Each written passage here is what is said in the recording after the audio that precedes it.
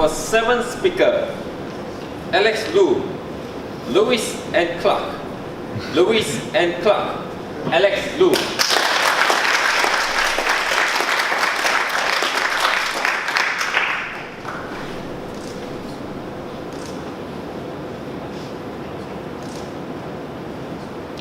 I stood at the side of a country road, staring ahead at the great expanse of desolate lands that stretches as far as the eyes could reach. Slowly, the memory of that place came back to me. Yes, this was my favorite playground in my younger days. Toastmasters, ladies and gentlemen. 4 decades earlier, I grew up in a small housing estate just beyond the hills in the sleepy town of Sungai. My favorite pastime there was to run off to this special place.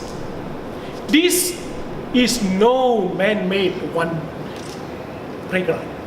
This was a natural wonderland.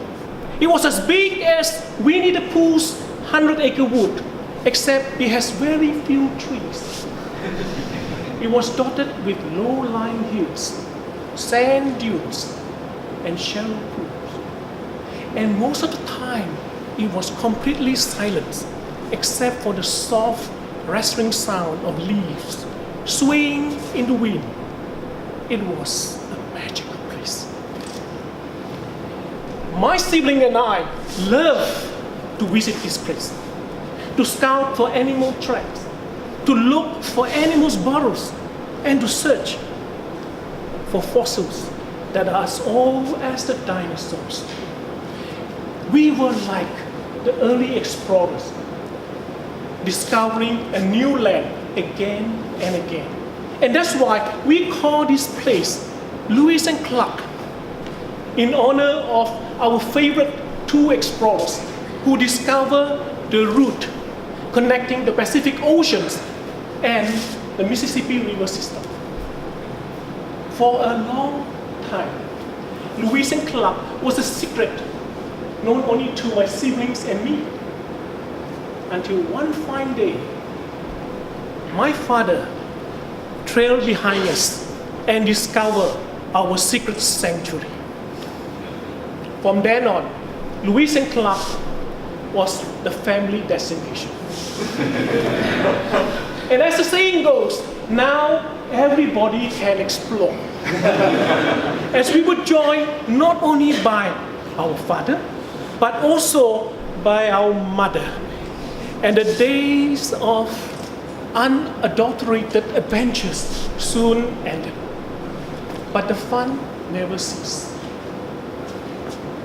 Today, my siblings and I have moved away from Sungai, but my parents remain there, staying faithful to their homes, friends, and relatives.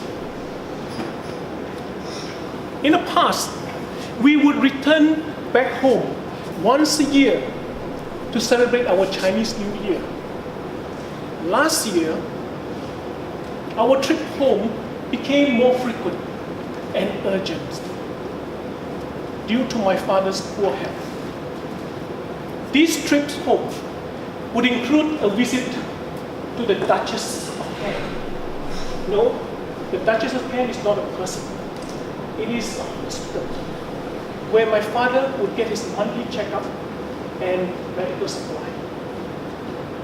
Recently, my mother too had to make a visit to the hospital after she was diagnosed with an irreversible mental condition. These days, my siblings and I are fully engaged in overseeing our parents' daily needs, albeit from afar. We are so fortunate that we have an experienced and dedicated caregiver to look after them. We have set up an elaborate system of ensuring that their daily needs are met. as well as a bank of CCTV camera to watch over them. But are these enough? Nothing is more important than our collective commitment to care for them. The memory of those carefree days of running off to Lewis and Clark is all lost in the midst of time. But the fun that we had then laid the foundation for the cooperation we have today. And that is the bond that binds us and calls us back home again and again. Each trip home would leave us with heavy hearts, aching back and sore muscle. We remind ourselves that our parents raised us only to watch and saw us live one by one with even heavier heart. No, they are not heavy. They are our parents. Ladies and gentlemen, I'd like to leave you with this message. If you have children, pay it forward. Care for them with love. If you have siblings, share the good times and the bad times with them. For they are the ones that you can count on if you need a shoulder to lean on. If you are so lucky to have living parents, look after them now so that their past sacrifices would not have been in vain. If you can do all this, then your life will be blessed with peace, love, and eternal joy. Thank you.